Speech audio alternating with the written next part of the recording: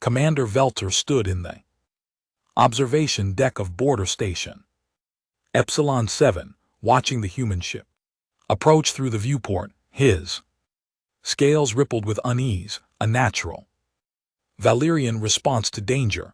Behind him, his elite reconnaissance unit waited. Perfect formation, their weapons ready, but holstered. This was supposed to be a peaceful meeting, but every soldier in the room knew the stories about the Grimspawn. The humans called themselves many things, but across the galaxy, other species whispered that name in fear. Grimspawn, children of a death world so hostile that it had tried to kill them for millions of years, a planet where the weather itself could destroy cities, where the native creatures hunted in packs, where even the smallest organisms could bring death. And somehow, impossibly, humans had not just survived, but thrived. "Sir, the human vessel is requesting docking permission," reported Officer Kren, his voice steady despite the nervous twitch of his tail. Veeler gave a sharp nod. "Granted, and remind everyone this is a diplomatic mission.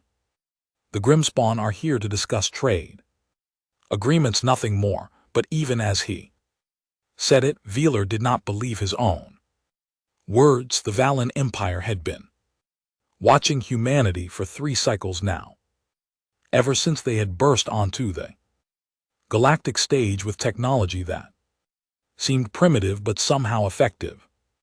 Human ships were slower than Valrian vessels, their weapons less refined, their armor less elegant, yet in every conflict, in every encounter, humans won, not through superior technology, but through something the galaxy could not quite understand. Stubbornness, some said; madness, others whispered. The humans simply refused to give up, refused to die, refused to accept defeat. They fought with a ferocity that came from surviving on a world that had taught them one simple lesson: adapt or die.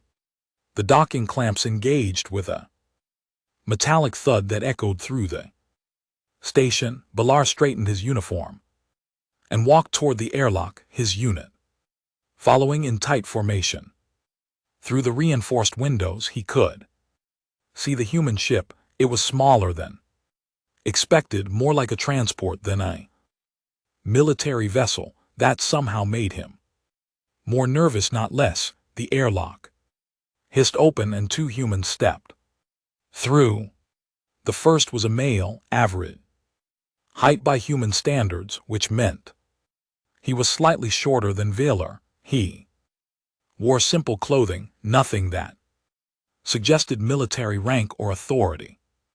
His dark hair was neatly trimmed, and his eyes scanned the room with a casualness that set Veeler's instincts on edge. How could any being be so relaxed in an alien environment? "Greetings," the human said, his voice translated through the universal communicator on his collar. "I'm Jai-hun, civilian liaison for the human colonies in this sector. Thank you for agreeing to meet with us."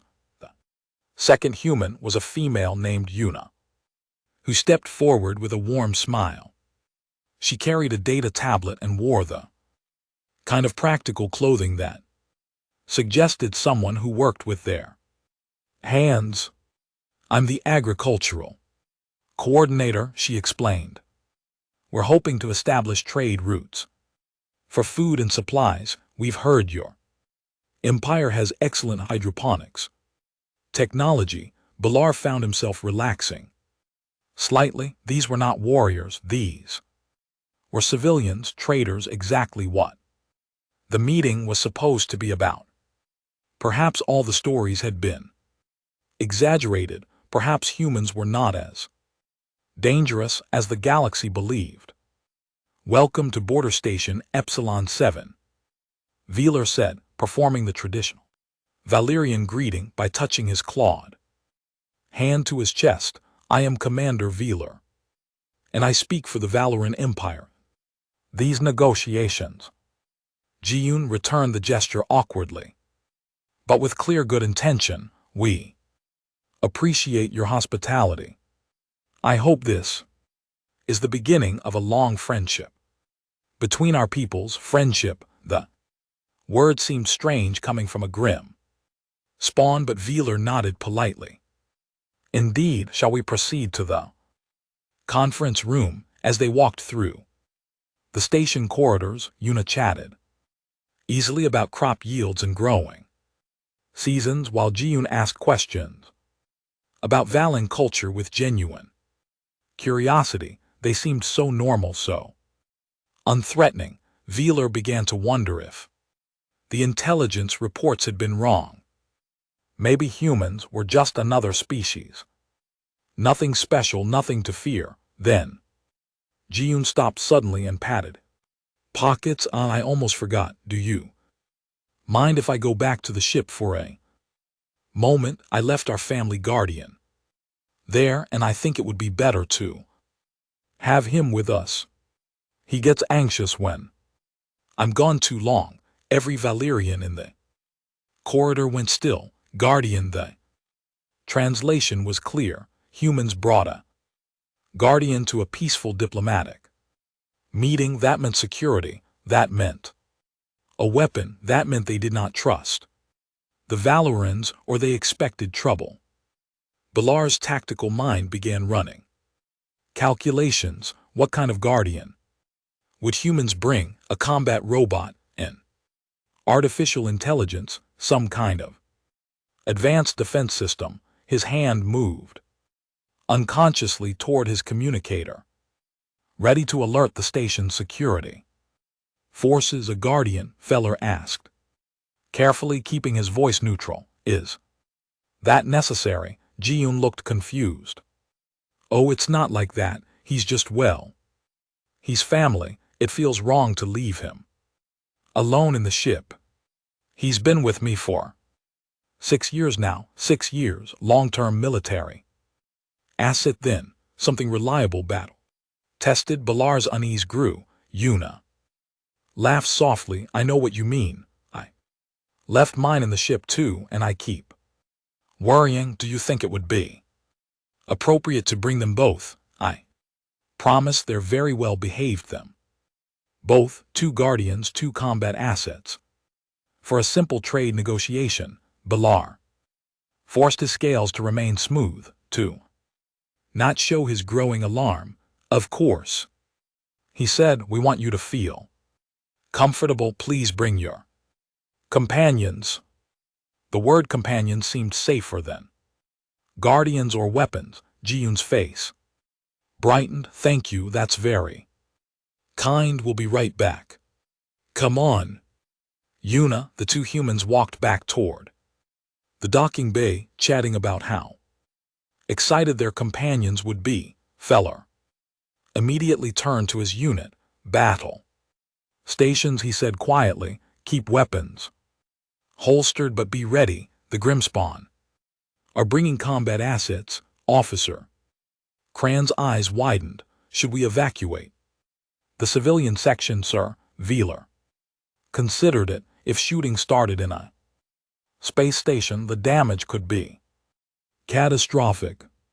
But if they evacuated, it would insult the humans and potentially start the very conflict they were trying to avoid. No, he decided, but alert medical and have the defense grid ready to activate at my signal. The next few minutes felt like hours. Balar's military training weared with his diplomatic duties. The humans had seemed so friendly, so genuine, but every species in the galaxy knew the stories. Humans were deathworlders. They survived impossible odds. They befriended no one, trusted no one, and when pushed, they fought with a savagery that made even the warrior races step back in horror. And now 2 of them were returning with their guardians. The corridor seemed to grow quieter. Veeler could hear his own hearts beating, both of them racing in his Chest, around him his soldiers checked their weapons one last time there. Scales rippling with anxiety, footsteps echoed from the docking bay corridor. The humans were returning. Balar straightened his spine and prepared to face whatever horror the Grimspawn considered a guardian. Ji-yoon walked back into the corridor with a relaxed smile on his face, and beside him trotted the most terrifying creature Commander Veeler had ever seen. It was massive, easily 40 kg of pure muscle. Covered in thick fur, its mouth hung open, revealing rows of sharp white teeth designed for ripping and tearing flesh. Its eyes were predator eyes, forward-facing for tracking prey. 4 powerful legs moved with a grace that spoke of hunting efficiency, and its claws clicked against the metal floor. With each step, the creature walked on a thin leash that Ji-yoon held loosely in one hand, as if the fragile cord could possibly restrain such a beast. The human seemed completely unconcerned, even happy, as the monster walked beside him. "Everyone, this is Baram," Ji-yoon said cheerfully. "He's my best friend." Best friend, the Grimspawn called this death machine his best friend. Veeler's tactical computer, integrated into his helmet display, was flashing red warnings across his vision. The device scanned the creature automatically, analyzing its physical capabilities, and the results made his blood run cold. Species unknown. Deathworld origin confirmed. Threat level extreme combat capabilities. Bite force 320 psi. Running speed 48 km/h. Pack hunter behavior likely. Recommendation: maintain distance. Do not engage without superior numbers. Creature's mouth opened wider, and a long pink tongue lolled out. It was panting, creating a rhythmic huffing sound that echoed in the silent corridor. To Veeler it looked like heavy breathing before an attack. His hand moved toward his weapon. "He's a German Shepherd," Ji-yoon explained, still smiling. "One of the most popular breeds on Earth. Very loyal, very intelligent. He can understand over 50 different commands." 50 commands. The Grimspawn had trained the beast to follow complex instructions. This was not just a weapon, it was a smart weapon capable of following strategic orders. Yuna emerged from the docking bay a moment later, and in her arms she carried a smaller but no less terrifying creature. This one was sleeker, covered in spotted fur that would provide perfect camouflage in certain environments. Its eyes were huge and reflective, designed for hunting in low light. As Veeler watched, the creature's claws extended from its paws, curved hooks that could easily tear through flesh. "This is Haru," Yuna said, stroking the creature's head with casual affection. "He's a Bengal cat. Isn't he beautiful?" Beautiful, the word seemed insane applied to such an obvious predator. The cat's body was coiled muscle, built for pouncing and killing. Even in Yuna's arms, Veeler could see its shoulder blades moving under the fur, calculating, ready to strike. Its tail swished back and forth in a movement that every Valoran instinct recognized as aggressive intent. Officer Kren made a small noise of fear, and Veeler could not blame him. The soldier's hand was on his weapon, and Veeler had to signal him to stand down. Starting a firefight in a space station would kill them all, but the urge to defend against these creatures was almost overwhelming. The large beast, Baram, suddenly moved its head toward the Valoran soldiers, and everyone tensed. Veeler prepared to shout a warning to dive for cover, to do something. Baram's tail began to wag The appendage moved back and forth rapidly, and Wheeler's tactical computer updated its analysis, threat display in progress, preparing to attack. He likes you, Ji-yoon said happily. He's always excited to meet new people.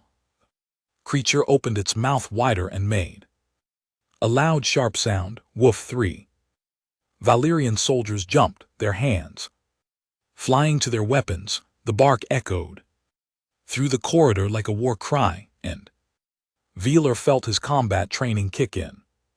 Every instinct screamed at him to respond to the threat. Easy, boy, Ji-yoon said calmly to the beast. Then he turned to the Valyrians with an apologetic expression. Sorry, he's just saying hello. He means no harm, no harm. The creature had just issued what was clearly a challenge call, and the human thought it meant no harm. The smaller creature in Yuna's arms began to vibrate. A low rumbling sound came from its chest like a motor or a warning growl. Wheeler's scales rippled. Terror, the predator was preparing to attack, building up energy for a strike. Oh, he's purring, Yuna said, looking down at the beast with affection. That means he's happy and relaxed. Relaxed, the creature was clearly in a pre-combat state, and the human thought it was relaxed. Ji-yoon's communication device chirped and he answered it. Holographic display appeared in the air, showing another human male behind him. A small human child was visible, and around the child were not one, not two, but three more of the massive beasts. The child was pulling on their ears, climbing on their backs, using them as living furniture. Hey Jun, the man on the screen said, just checking in. How's the meeting going? Really well. Hyun Woo, Jahan replied, just introducing everyone to Baram. Hyun Woo glanced at the Valorant soldiers visible in the background of Jae-hun's camera. They look a bit nervous. Is everything okay? They're fine, Ji-yoon assured him, just not used to dogs yet. Dogs, the creatures had a species name, which meant there were more of them, many more. In the background of Hyun Woo and LT Unk and GT's video feed, the child screamed with delight as one of the massive beasts licked her face with its huge tongue. The creature could have bitten her head off in an instant, but instead it was gentle, playful. The child hugged the creature's neck, completely vulnerable, completely unafraid. Commander Wheeler felt his understanding of the galaxy shift. These were not weapons, or rather they were weapons, but the humans did not use them as weapons. They kept them close to their children. They invited them into their homes. They called them friends and family. The creatures could clearly kill, were built to kill, but chose not to, chose to protect instead. Implications were staggering. If humans could turn apex predators into loyal guardians, what did that say about human capabilities? How did they do it? What kind of species could look at a death machine and see a companion? I should go, Hyun Woo said. The kids want to take the dogs to the park. Nice meeting you all. The hologram disappeared, leaving the corridor in silence except for Baram's panting and the rumbling purr from the creature called Hadu. Ji-yoon looked around at the frozen Valyrian soldiers with growing confusion. Is something wrong? He asked. You all look scared. Scared? Of course they were scared. They were standing meters away from creatures that could tear them apart, held back by nothing but thin leashes and human words. These are pets, Felthor managed to ask, his voice translator picking up the tremor he could not quite hide. Well, yes, Ji-yoon said, as if it were the most obvious thing in the galaxy. Baram has Been with me since he was a puppy, 8 weeks old when I got him, his family 8 weeks. The human had raised this creature from infancy, had fed it, trained it, bonded with it for 6 years. The beast had lived in the human's home, slept in his dwelling, shared his life. Yuna shifted the cat in her arms, and its claws extended briefly, catching the light. Hadu is the same. I've had him for 4 years now. He sleeps on my bed. Every night the human slept beside a predator, vulnerable and unconscious, trusting it completely. They're just pets, Yuna repeated, seeing the fear on Valen faces. Companion animals, surely you have something similar in your culture, Bethar thought of the small herbivorous creatures that some Valorans kept in cages, gentle things that ate plants and sang pleasant songs, nothing with claws, nothing with teeth, nothing that could hurt them. No, Belter said quietly, we have nothing like this. Jiyun's expression showed understanding dawning. Oh, he said slowly, oh, you're afraid of them. I'm sorry, I didn't realize. They really are harmless. Look, he knelt down beside Barum and put his face right next to the creature's massive jaws. The beast turned its head and licked Jiyun's cheek with its huge tongue. Jiyun laughed and wrapped his arms around the creature's neck, hugging it close. The casual trust was perhaps the most frightening thing Velar had ever witnessed. See, Jiyun said, standing up, he's a good boy, the best boy. The creature's tail wagged harder at the praise, and Velar realized something else. The beast understood human language. It responded to tone, to emotion, to subtle cues. This was not just a trained weapon. This was an intelligent creature that had chosen to be loyal to humans. The galaxy had been wrong about the Grimspawn. They were not just survivors. They were not just warriors. They were something far more dangerous. They were the kind of species that could look at the most deadly predators and make them family. And if they could do that with beasts, what could they do with other species? What could they do with allies, with friends, or with enemies? The conference room felt smaller than it had before. Commander Velar sat at one end of the long table, his elite unit positioned behind him, while Jiyun and Yuna sat at the other end with their creatures. Barum lay on the floor beside Jiyun's chair, still panting with his tongue out. Hadu sat on the table itself, his tail curling around his body, as he watched the Valyrians with those huge calculating eyes. The original purpose of the meeting, the trade negotiations, seemed very far away now.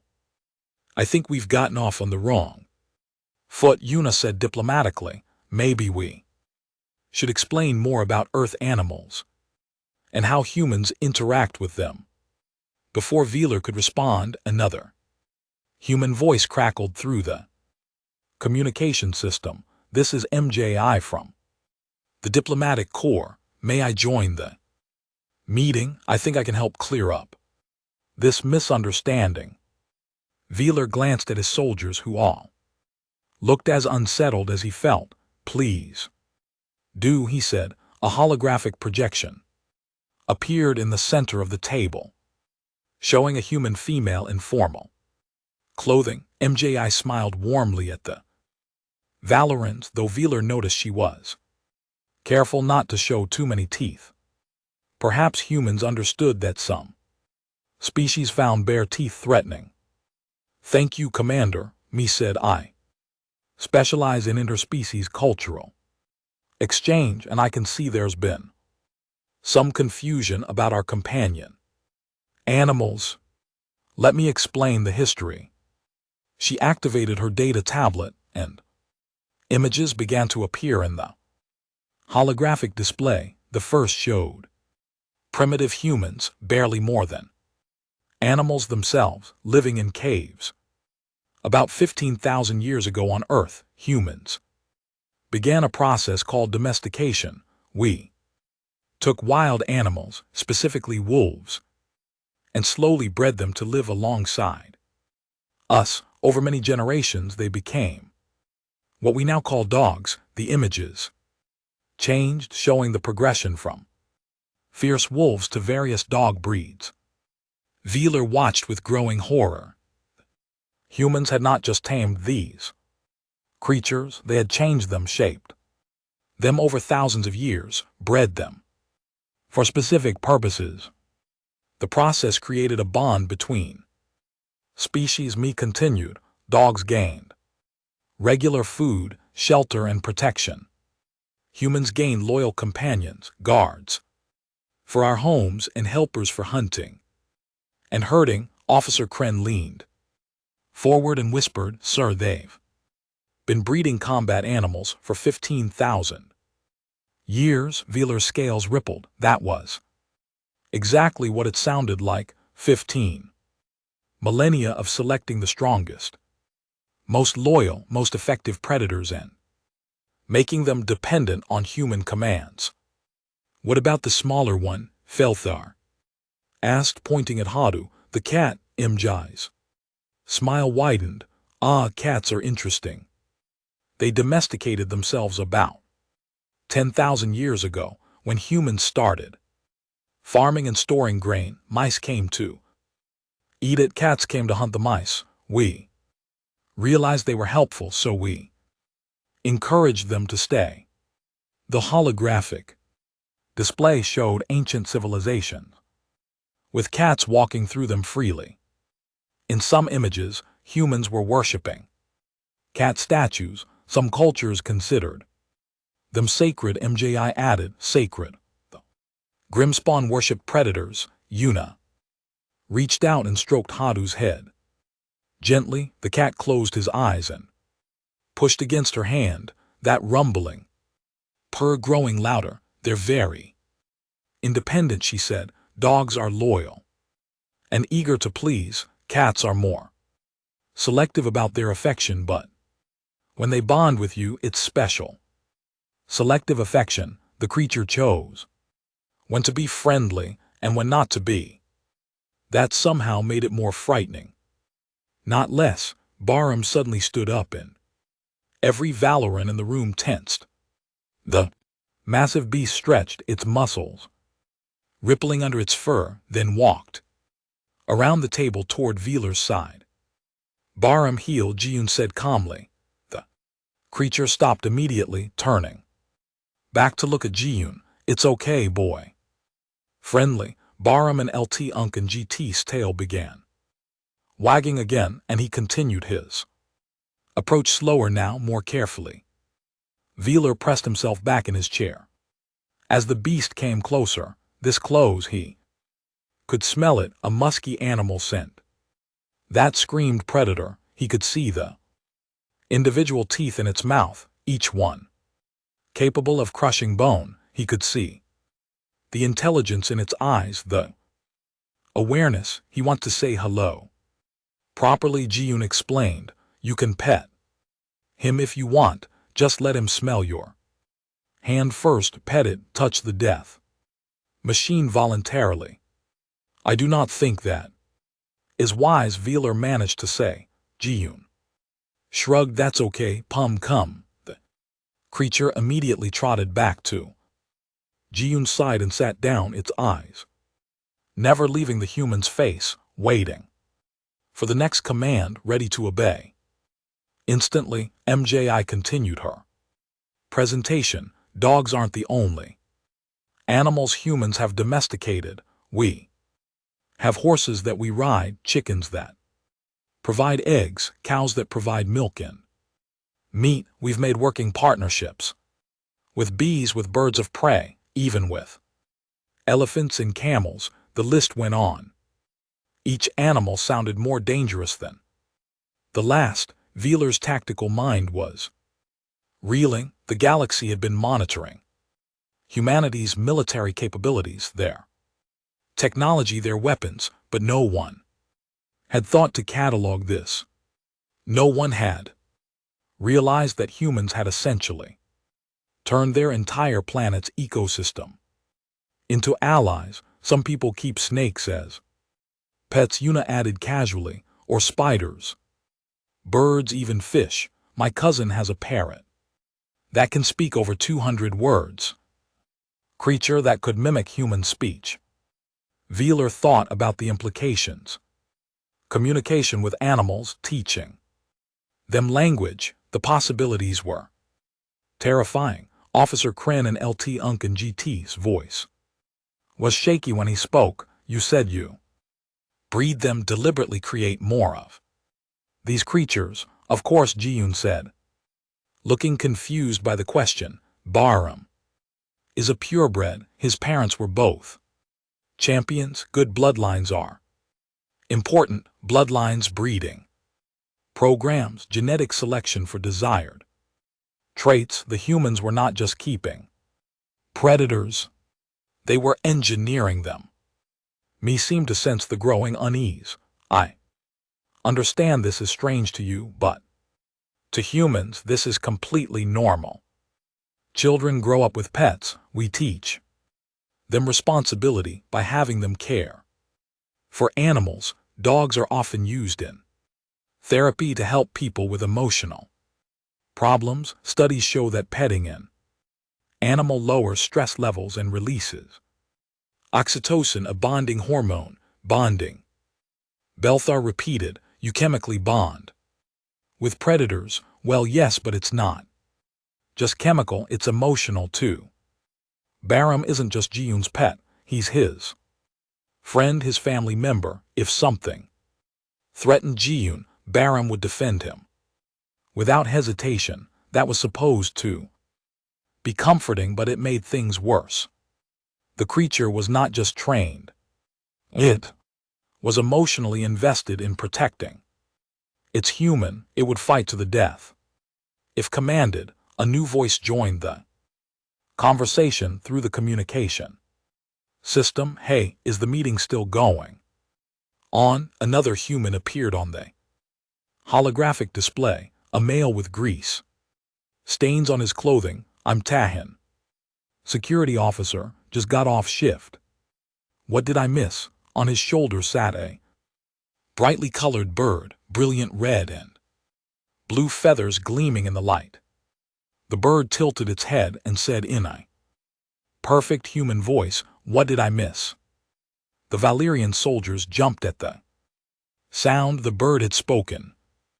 Creature had repeated the human's exact words in the human's exact voice. This is just my parrot, Tahin said, reaching up to stroke the bird's head. Don't mind him. He repeats everything. Everything, the bird said. Felthar felt like reality was breaking around him. First predators in the home now. Creatures that could mimic human speech. What else did the Grimspawn keep? What other animals do humans live with?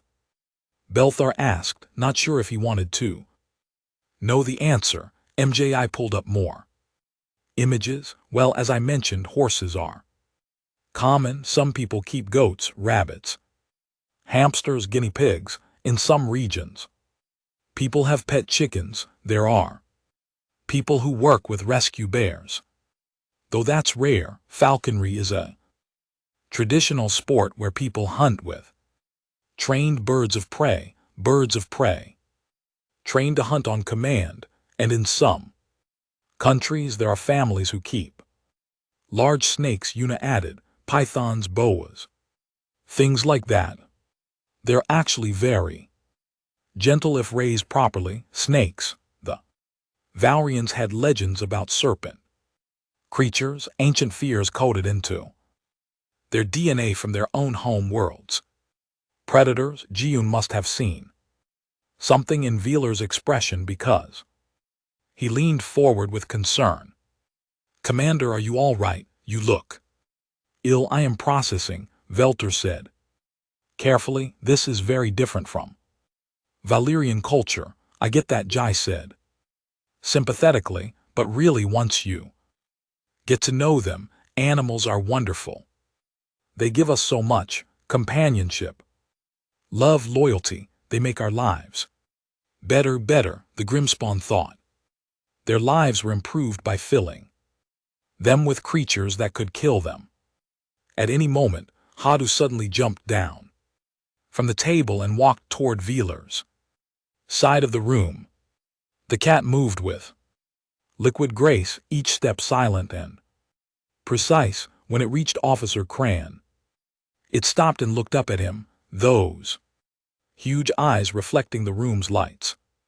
Careful, Yuna warned. If he rubs against your leg, it means he's marking you as part of his territory. It's affectionate, but he's basically claiming you as his. Claiming. The predator was claiming ownership of them. Hadu's tail went up in the air and he pressed his body against Kren's leg, sliding along it with a purr so loud it seemed to vibrate the floor. Kren stood, absolutely frozen, not daring to move, while the creature marked him. "Congratulations," Yuna said with a laugh. "Hadu likes you. That's actually rare. He's usually shy around strangers, shy." The trained killer was shy. Veeler looked around the room. Jai-hun stood up from his chair, clearly trying to ease the tension that filled the conference room. "I think maybe a demonstration would help," he said. "Let me show you what Baram can do. It might make you more comfortable, Commander." Veeler was not sure that seeing the beast's capabilities would make anyone comfortable, but he nodded. Understanding the enemy was always better than ignorance, even when that understanding brought fear. Ji-yoon walked to the center of the room, and Baram followed eagerly, his tail wagging. "Okay, boy," Ji-yoon said. "Let's show our new friend some tricks. Sit." Baram immediately sat, his tail still swishing across the floor. His eyes were locked on Ji-yoon's face with absolute attention. "Lie down." The creature dropped to his belly, still watching. Ji-yoon rolled over. Baram rolled onto his back, exposing his vulnerable stomach and throat to the room. To Veeler's combat-trained mind, this was perhaps the most shocking thing yet. Predator voluntarily exposed its weakest points on command. "Play dead." Baram went completely still, lying on his side with his eyes closed and his tongue ling out of his mouth. He looked like a corpse. He held the position without moving, barely breathing. Balar's tactical computer updated its analysis. Creature capable of complete behavioral control. Suggests extensive training and discipline. Recommend elevated threat assessment. "Good boy," Ji-yoon said, and Baram immediately jumped up, tail wagging furiously. Ji-yoon pulled something from his pocket, a small brown object, and gave it to the dog. "Here's your treat." Baram took it gently from Ji-yoon's fingers, careful not to bite the hand that fed him, and crunched it happily. "That was voice commands," Yuna explained, still sitting at the table with Hadu in her lap. "Dogs can also learn hand signals. Some can follow complex instructions like bringing specific objects or helping people with disabilities." Helping people with disabilities. The creatures were not just weapons or companions. They were assistants, workers, partners in daily life. Officer Kren, who still had Hadu pressing against his legs, spoke quietly. "How do you make them obey? Is there some kind of control device, a chip in their brain?" Ji-yoon looked horrified. "What? No. It's just training and positive reinforcement. You reward them for good behavior, and they learn what makes you happy. They want to please us, want to please." The predators actively desired human approval. "It's a relationship," Yuna added, "based on trust and mutual Respect Baram knows Jiyun will feed him, protect him, take care of him. In return, Baram gives loyalty and companionship. It's a partnership. Partnership with a species that could tear out your throat, only humans would. Think this was normal. The door to the conference room suddenly opened, and a small human child came running in. She could not have been more than 5 Earth years old, tiny and fragile by any species standards. She ran directly toward Baram, squealing with delight. Puppy, every Valyrian weapon came up.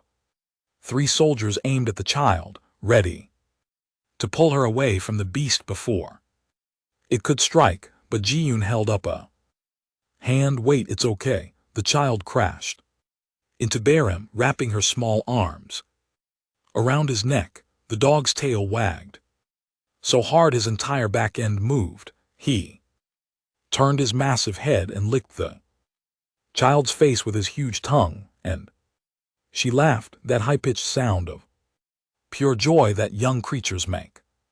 Sorry, another human ran in behind the child, a male who looked exhausted.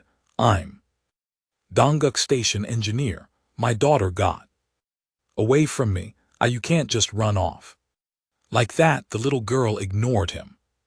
Too busy hugging Baram. Soft puppy, good puppy. Jiyun laughed. It's fine. Baram loves kids, the predator loved the most vulnerable members of human society, sought them out, protected them. Aaron pulled on Baram's ears, gentle but insistent. The dog's ears were clearly sensitive, but he did not snap or growl. He simply endured it with patience, his tail still wagging. The child climbed onto his back like he was furniture, and Baram stood up, carefully supporting her weight without complaint. Dongguk pulled something from his pocket, and Velar flinched before realizing it was just a communication device. Let me call my wife. She was supposed to be watching Arn. Oh, and don't be startled. She has our other pet. With her other pet, there were more of these creatures. The holographic display activated, showing a human female with a concerned expression. Did Aaron run off again? I'm sorry, I was just behind her. An enormous beast lumbered into view.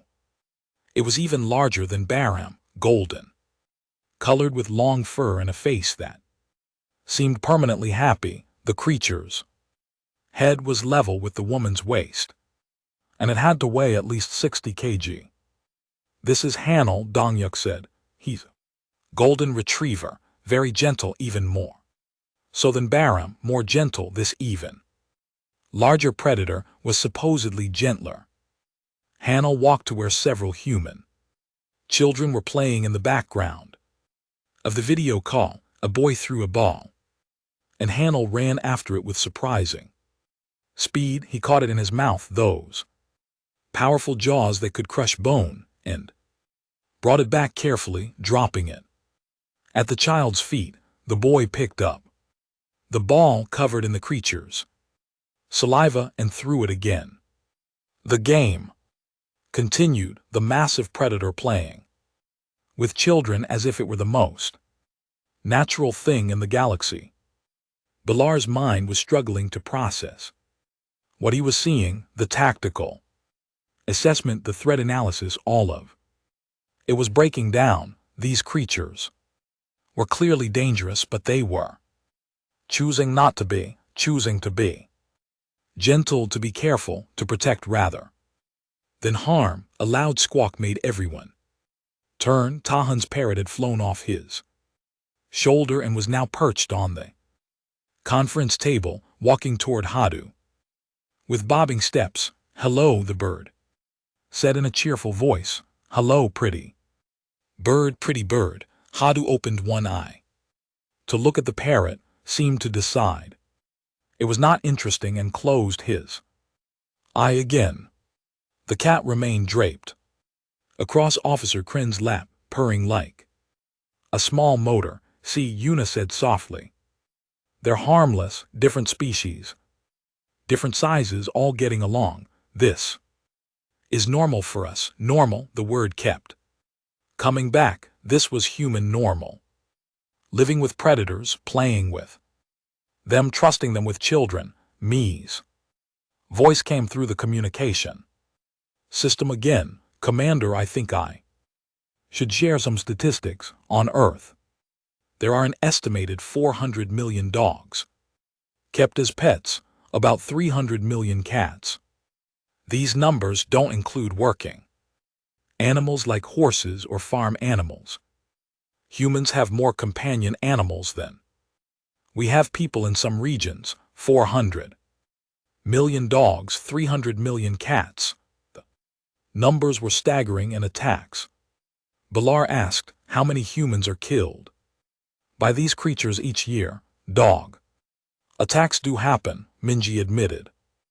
Usually from animals that are mistreated or poorly trained, but considering the numbers, the percentage is incredibly small. Most dogs live their entire lives without ever harming a human. The same with cats and other pets. Their family, Jihan repeated. Baram isn't a weapon or a tool. He's my companion. When I come home from a bad day, he's there to comfort me. When I'm happy, he shares my joy. When I'm sick, he stays by my side. That's what pets do. They give us love. Love. Unconditional, uncomplicated love from a species that could easily destroy them, but chose not to. Aaron slid off Baram's back and ran to her father. Dongguk picked her up with practiced ease, and she waved at the Valorans. Bye-bye, say. Bye to Baram, Dongyuk prompted. Bye-bye. Puppy, good puppy. Baram's tail wagged, and he gave a soft woof in response. After Dongyuk carried his daughter out of the room, a heavy silence fell. Velar looked around at his soldiers. They all wore the same expression, confusion mixed with reluctant understanding. These were not weapons, or rather they were weapons that had been transformed into something else through thousands of years of breeding, training, and mutual bonding. The galaxy had been wrong about humans. They were not conquerors. They were something far more dangerous. They were unifiers, bridge builders. They took the deadliest predators their world had produced and made them family. They looked at teeth and claws and saw friendship. They looked at strength and saw partnership. Officer Kren slowly reached out a trembling hand toward Hadu. The cat opened his eyes and looked at the Valyrian's hand. For a moment, Velar thought the creature might attack, might finally show its true nature. Instead, Hadu pushed his head up against Kren's palm and purred louder. He's soft, Kren said, wonder in his voice. And warm. Most mammals are, Unis said with a smile. Body regulation. We're an LT, Unk, and GT, all warm-blooded. Kren continued to pet the cat, his movements becoming more confident. Odo's purr filled the room like a distant engine. Velar made a decision. He stood up and walked slowly toward Baram. The creature watched him approach, and Velar could see intelligence in those eyes, not just instinct, thought, understanding. May I? Velar asked Jiyun. Of course, just hold out your hand. Let him smell you first. Velar extended his clawed hand, every instinct screaming at him that this was dangerous. Baram's nose moved toward his palm, wet and cold. The creature sniffed, then his tongue came out and licked Velar's scales. The texture was strange, rough and warm and wet, not threatening, almost affectionate. You can pet his head, Jihan encouraged. Balar moved his hand to the top of Baram's skull and carefully stroked the fur. It was soft, softer than he had expected. Baram's eyes closed partially, and his tail wagged. The creature was enjoying this. Commander Veeler stood in his private quarters on Border Station. Epsilon 7, staring at the holographic display that showed the strategic assessment of humanity. The data looked the same as it had this morning: human military capabilities, territorial holdings, technological development, but everything meant something different now. He had left the conference room an hour ago, claiming he needed to file reports with the Valerian High Command. That was true, but it was not the whole truth. What he really needed was time to think, to process what he had witnessed. The door chimed, and Veeler turned to see Officer Kren standing in the entrance. The younger soldier looked different, somehow less rigid, less afraid. "Sir," Kren said, stepping inside, "I thought you should know that human Yuna offered to let me watch Hadu for an hour while she attended a meeting. I accepted." Veeler's scales rippled with surprise. "You are alone with the creature?" "Yes, sir. He is in my quarters, sleeping on my thermal pad. He seems to like the warmth." Kren's expression was hard to read. "Sir, I have been thinking about what we saw today, about what it means. As have I," Belthor admitted. "The Empire was planning to test human defenses in the Outer Rim colonies," Kren said quietly. 3 fleets coordinated strike, meant to gauge their response capabilities. I reviewed the battle plans this morning." Balar had reviewed those same plans, a surprise attack designed to look like a border skirmish. The Valerian military wanted to know how humans would fight when caught off guard. "Those plans should be cancelled," Kren continued. "If we attack humans, we do not just fight their soldiers, we fight their partners, their companions, their family." Feller understood what Kren meant. They had seen it in the video calls, in the casual interactions. Humans did not stand alone. They stood with creatures that had chosen to protect them, and if humans could inspire that kind of loyalty from predators, what would they inspire from their own kind? They would fight to the last, Veeler said, not because they were ordered to, but because they wanted to. Because that is what family does. The door chimed again. This time it was Ji-yoon, looking concerned. "Commander, I hope I'm not interrupting.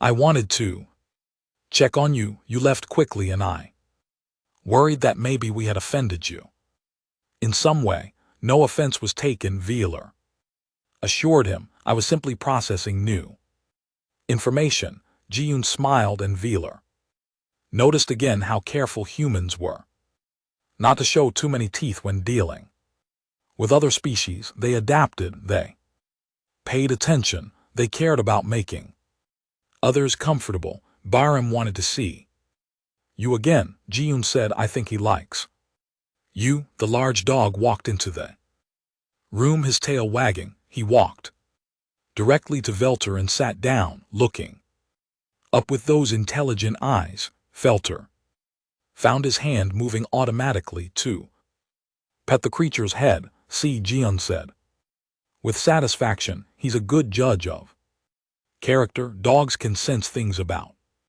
people. If Baram likes you, it means you're trustworthy." The creature had evaluated him and found him worthy of affection. The weight of that assessment was unexpectedly heavy. Ji-yoon, Veeler said carefully, "How many of these companion animals exist on human worlds?" "Oh, countless millions. Billions, probably, if you count all the different species." "Why do you ask?" Billions of creatures that humans had befriended, trained, bonded with, an entire planet's ecosystem transformed into partnerships. I am beginning to understand something about your species, Wheeler said, something that I think the galaxy has missed. Oh, Jian tilted his head in curiosity. What's that? We have been watching your military, your weapons, your expansion into space. We have been treating you as a threat to be contained, or an enemy to be defeated. Jiun's expression grew serious. I hope you don't see us as enemies. No, Velter said, that is exactly my point. You do not make enemies, or rather you turn enemies into something else. You turned wolves into dogs. You turned predators into protectors. You do not conquer. You connect. Understanding dawned in Jiun's eyes. You were planning to attack us. The Valoran High Command was considering it. Wheeler admitted, I will be recommending against it strongly. A new voice spoke from the doorway. That is very wise, Commander. Nari stood in the entrance, and beside her was the largest dog Wheeler had yet seen. The creature was enormous, taller than Baram, with a sleek coat and a noble bearing that suggested ancient lineage. Its head was level with Nari's chest, and it had to weigh 70 kg at least.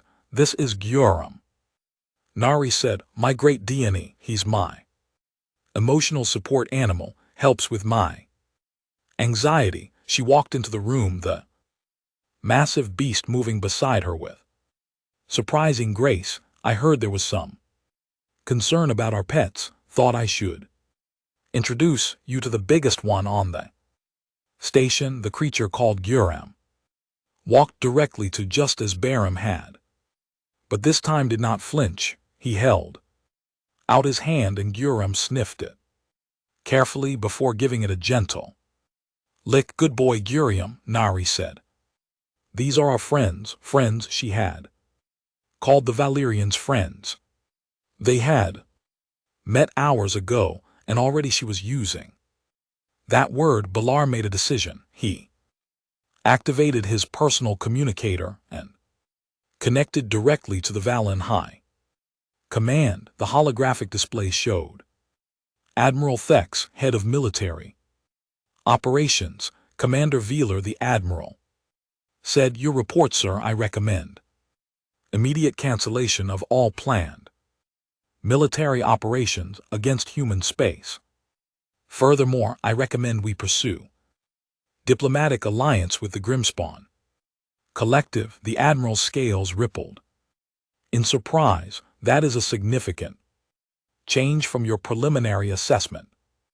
What have you learned? Balar looked around the room, Jai-Hun with Baram at his side, and GT, Nar with Gyurum, and GT, Officer Kren, who was currently harboring a cat in his quarters, and all of them looking at him with expressions of hope and trust. I have learned that humans do not fight wars the way we understand them.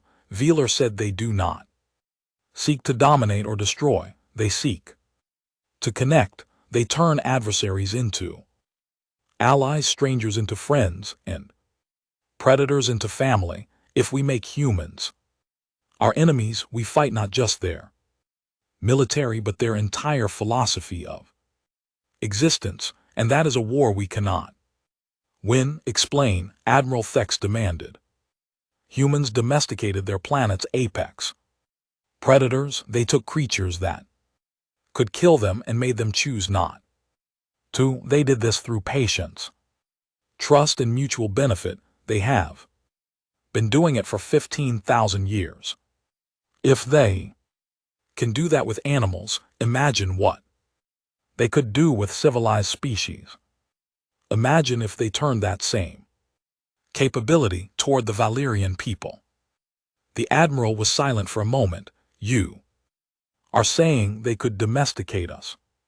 No, sir. I am saying they could make us want to be domesticated. They could make us want to be their allies, their partners, their friends, and we would be better for it. Jean shifted Uncomfortably, Commander, we don't want to domesticate anyone, we just want to trade, to share ideas, to live peacefully with our neighbors. I know. Feller said, that is precisely why you are so dangerous. You do not seek power, but you have it anyway. You have the power to transform relationships, to build bridges where others see only walls. Admiral Thex leaned forward in the holographic display. I will bring this to the High Council, but Commander, I need more than philosophy. Give me tactical reasoning. Felter straightened his spine. Sir, every human on this station has brought companions that could kill them but choose not to. These creatures are loyal to the point of death. They will defend their humans without hesitation. Now extend that concept. If humans can inspire that loyalty in different species, in creatures that do not even share their language, what will they inspire in allies who share their values? If we fight humans, we do not fight individuals. We fight families, tribes, packs. We fight beings who have been practicing cooperation and mutual defense for longer than our civilization has existed. And if we ally with them, the Admiral asked, then we gain access to that same network of loyalty and cooperation. We become part of their pack, and I believe, sir, that being in the human pack is far more valuable than being their enemy. The Admiral nodded. Slowly, I will consider your recommendation. Maintain your position and continue observation. The connection ended, and Veeler felt tension leave his body that he had not realized he was carrying. Nari smiled. That was brave. Not everyone would risk their career to recommend peace. It was logical. Velter said, war with humans would be costly at best, catastrophic at worst. Can I show you something? Nari asked. She pulled out her data tablet and activated a video. It showed a human child, maybe 3 years old, taking her first steps. She wobbled and fell, and immediately a dog ran to her side, pressing against her to help her stand. The child used the dog for support, giggling as she tried. Again, that's my niece, Nari said. And that's Guram when he was younger. He helped her learn to walk, gave her confidence. That's what dogs do. They help us be better than we are alone. Veeler watched the video and understood. This was the heart of human strength. Not their weapons or their technology, but their willingness to accept help, to give help, to build relationships that made both sides stronger. Would you like to try walking with Guram? Nari asked. He's very steady. Good for balance. It was a strange offer, but Veeler found himself accepting. Nari positioned the massive dog beside him.